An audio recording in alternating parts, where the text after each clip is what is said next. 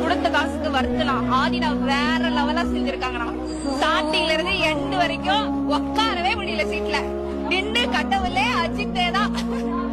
அவ்வளவுதான். சூப்பரா எக்ஸைட்டடா பட் பார்க்க முடியல. அது மட்டும் தான் கஷ்டமா இருக்கு. ஆனா அவங்க ஆமா எனக்கு மண்டே பப்ளிக் எக்ஸாம் வச்சுட்டு வந்திருக்கேன்.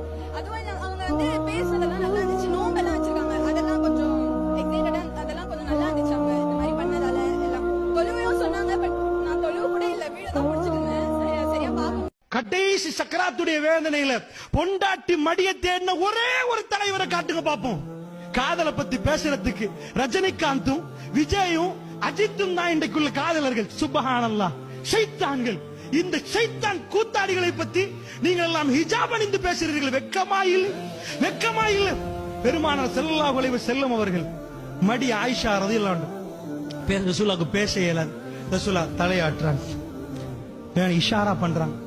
அந்த அளவுக்கு ரசூலுல்லாஹ் வீக் ஆயிட்டாங்க. மௌத்தாப்ப போறாங்க. கொஞ்ச நேரம் ஆயிஷா நாங்க சொல்றாங்க, நான் எடுத்தேன், என் வாயால் நலைத்தேன், அது மிஸ்வாக்கை நலைத்தேன், என் உமிழ் நீர் அதில் இருந்தது.